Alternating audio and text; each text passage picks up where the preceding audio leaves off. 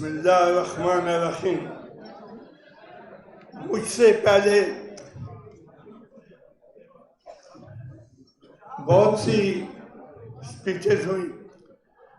مجھے ایک ہی بات آپ سے کہنی ہے کہ قبرستان اور زندہ لوگوں میں ایک ہی فرق ہوتا ہے.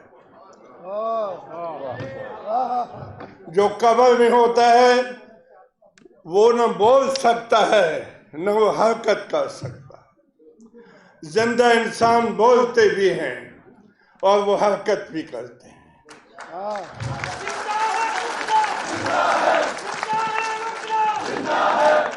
آج ایک حکم نادر شاہی نافذ ہوا ہے کہ اس ملک میں قبرستان کا ماحول ہوگا.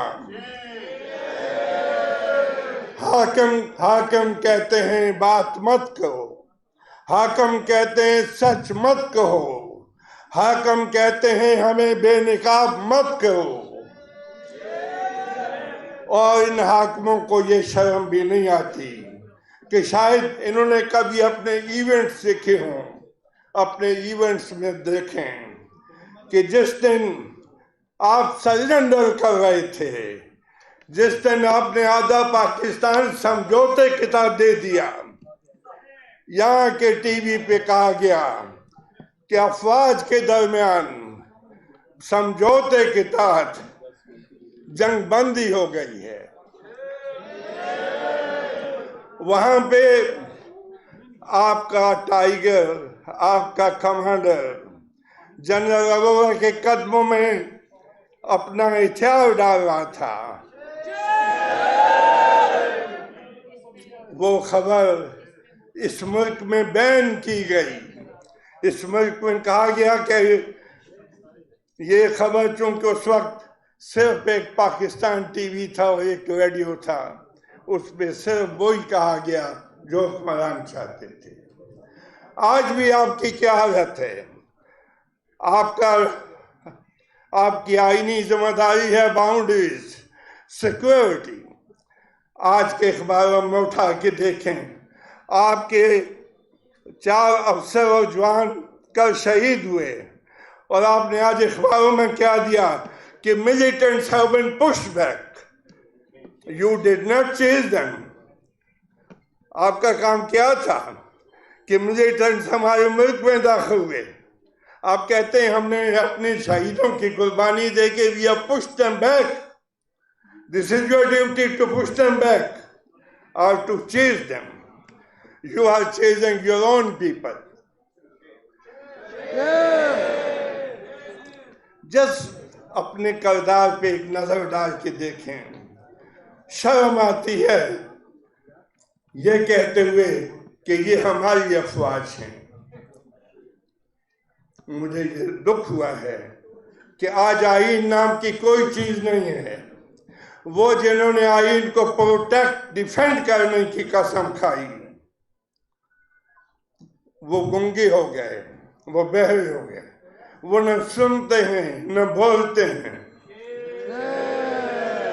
اور وہ بے حس ہو گئے.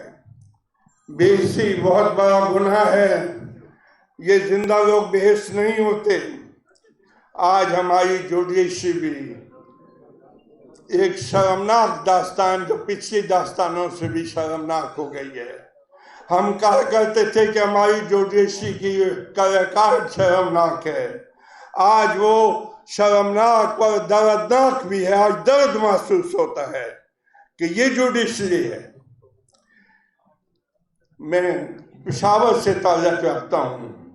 پشاور ہائی کورٹ آج بھی ان حالات میں بھی، اگر آپ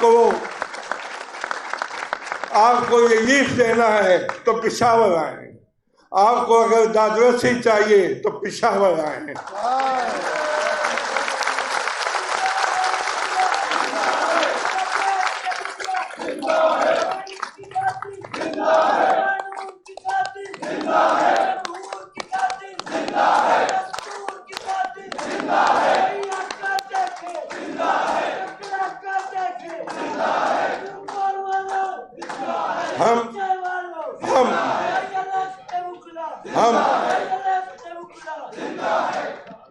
हम आपकी मेहमान नवाजी भी करेंगे और आपको दादरसी भी देंगे।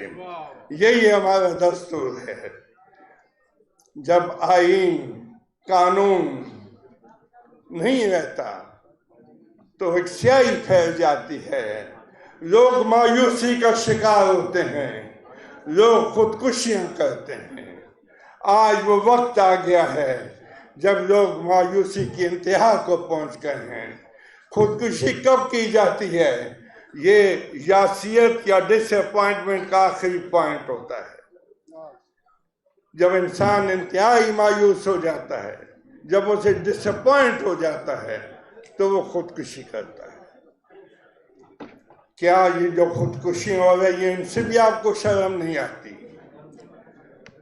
और वो पहले मुझसे पहले बहुत ही फादर स्पीकर ने कहा कि न वजीर आजम को पता था, न नाम निहाद लीडर ऑफ अपोजिशन को पता था, और एक वजीर आजम बना दिया गया। ये सिचुएशन अच्छी नहीं है। ये हमारा फर्ज है इस काले कोर्ट का, हमने ये फर्ज पहले भी निभाया है। मेरे साथी अहमद खान यहाँ बैठे हैं। हमने ज़ियाउल हक के वक्त में भी एजिटेशन की। हमने लाहौर से पेशावर तक अहमद खान की क़ियादत में मार्च किया।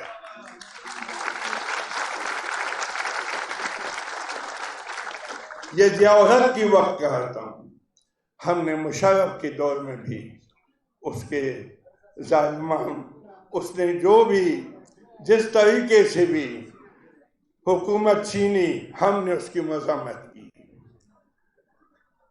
आज जो पहले ने कम अज कम ये किया, किसी ने कहा कि कॉन्स्टिट्यूशन इज एब्रोगेटेड, किसी ने कहा कॉन्स्टिट्यूशन इज सस्पेंडेड, पीसीओ के जरिए चलाएंगे।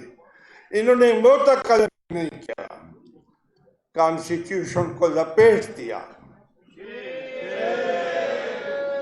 और अजीब लगता है, मैं आज जब देख रहा था और कल कि आर्मी चीफ ने जो बातें की, उससे तो ऐसा पता लगा कि आर्मी चीफ इकोनॉमिस्ट है। अगर ये इकोनॉमिस्ट था तो तुम आर्मी में क्या करते? तुम हमारे चीफ की जज जाओ, इकोनॉमी को ठीक करो।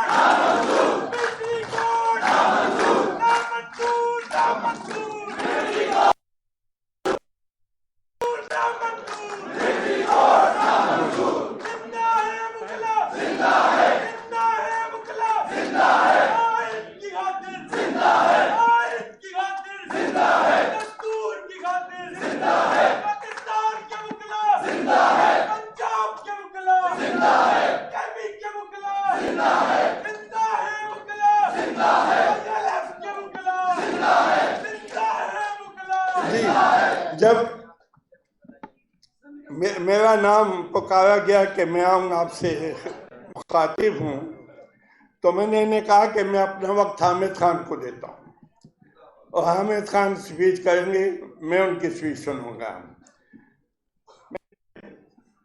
माजरत के साथ उन्होंने मेरी वो रिक्वेस्ट कबूल नहीं की, इसलिए मैं ये चाहता हूँ कि अब आप हामिद खान को सुने।